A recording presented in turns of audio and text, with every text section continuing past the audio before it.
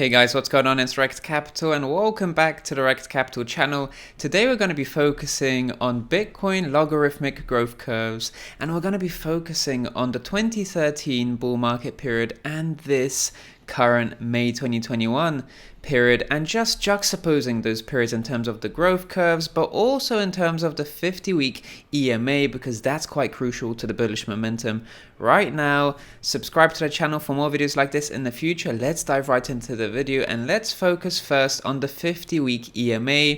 As you guys know from the previous videos, I've been talking about this blue EMA figuring as a key support in bull runs. You can see that this 50 EMA is really integral to just supporting the bull run in its momentum, especially at the beginning of the bull runs. You can see here in the 2016 and 2017 period.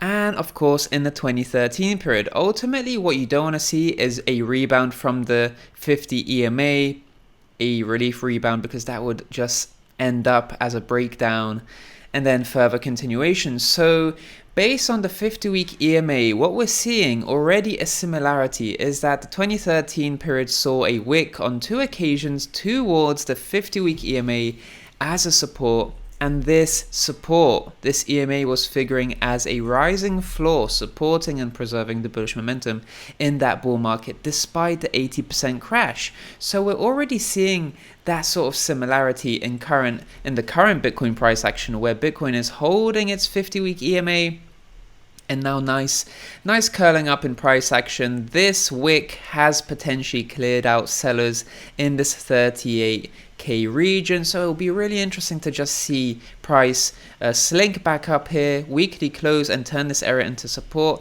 That'd be fantastic, because that would precede a 44K run up towards this region. So at the moment, similarities there. The 50-week EMA being a key similarity where we're seeing a rebound from this key support, and we've seen rebounds from this key support in previous bull markets, and they have been really integral to preserving the bullish momentum in those bull markets in 2013, and it looks to be the case right now, although we're very early on in those stages. So the Bitcoin logarithmic curves right over here, essentially speaking, this is a regression curve. The top of this channel is where Bitcoin bull markets end, and the bottom of the channel is where Bitcoin bear markets end, right over here as well, and here. And in fact, you can see downside deviations below this channel for outsized ROI for those Bitcoin positions being built there. But in any case, this logarithmic channel is great for just showcasing where Bitcoin bull markets end, where Bitcoin bear markets end, and where are we currently in the cycle. So as is the case with any channel, you see the top of the channel, the bottom of the channel, and the midpoint of the channel. And this midpoint is a great reference point, just showcasing where we are in the bull market. So effectively, if you just focus on this 2013 period right over here, this midpoint of the growth curve, a really interesting way to look at it is, this is the beginning of the bull market, right? Because we're finishing up the bear market, bottoming out, holding a higher low, just forming that accumulation range to begin the bull market. The bull market continues. We're at the midpoint, right? Because we're at the midpoint of the logarithmic curve over here. And this is the end of the bull market. So if this is the bottom, or at least the beginning of the bull market, this is the end of the bull market. This is effectively mid-cycle. It's the middle of the bull market. And 2013 is a great example of that mid-cycle, because it aligns perfectly with the midpoint of the logarithmic growth curve channel.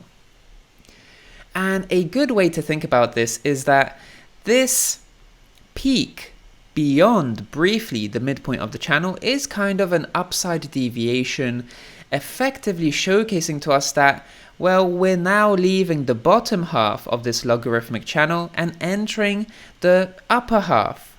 But of course, we aren't quite successful there, so it's kind of like this upper half of the channel is figuring as a resistance, rejecting price back into this lower half of the logarithmic channel until we're able to maintain some support showcase a higher low, and then once we're ready to come back into that channel, the upper half of the channel, we do that successfully, turning that midpoint into a support actually before rallying towards the top of the logarithmic channel.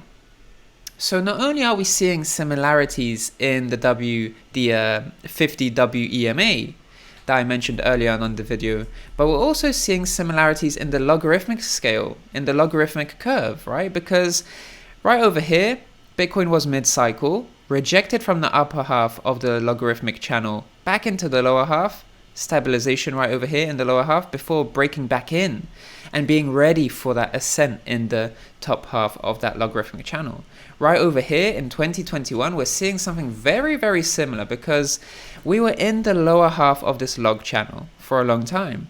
And then we broke back into or at least we broke for the first time into the top half of this log channel, rejected from there, stabilized a bit before moving back up in here, but ultimately rejecting in the top half of that channel, showcasing to us that Bitcoin isn't quite ready to perform that full-on rally towards the top of that log channel. So we're back in the lower half of this log channel, trying to stabilize and form some sort of support, trying to form some sort of higher low, stabilize here for a while before we're able to return into the top half of this log channel, so that once we do return into this upper half, we're ready to just skyrocket towards the top of the channel just to end the bull market.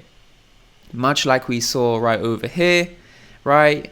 Deviation, rejection from the upper half, back into the lower half of the log channel before being ready to revisit the top half of the channel. So effectively speaking, we are currently in this period of price action. We are potentially mid-cycle because we are in the midpoint of the logarithmic growth curve.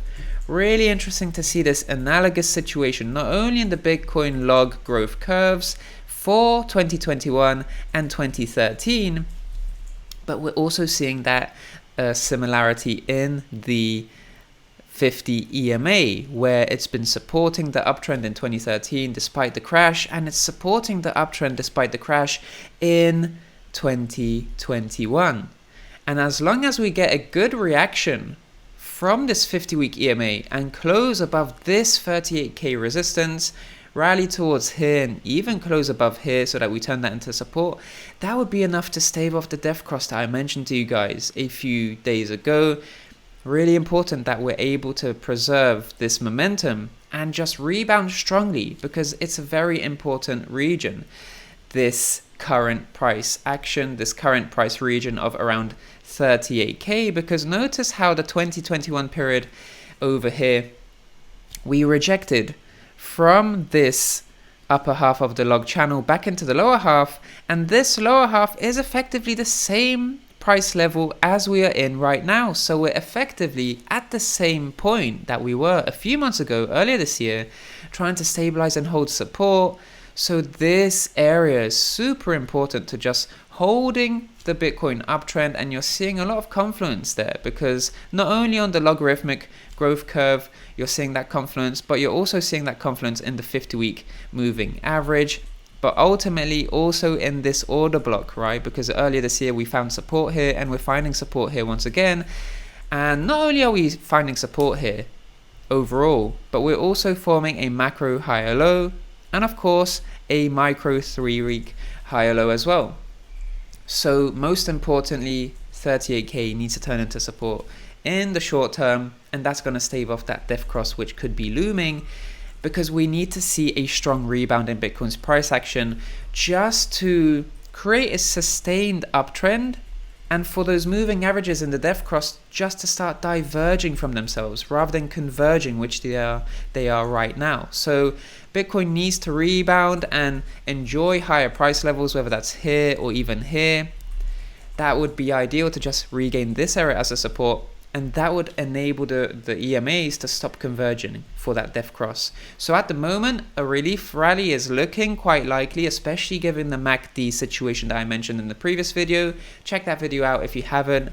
So at the moment, short term is looking quite good for Bitcoin, and let's see where it takes it going forward. But the Bitcoin log growth curves, really interesting to see that parallel that similarity between the 2013 period and the 2021 period. This is only the tip of the iceberg for this Bitcoin log growth curve analysis. I've actually shared an extensive analysis on this in my newsletter most recently, so feel free to sign up in the link in the description down below to the newsletter to check that analysis out. It's got a lot more things in there.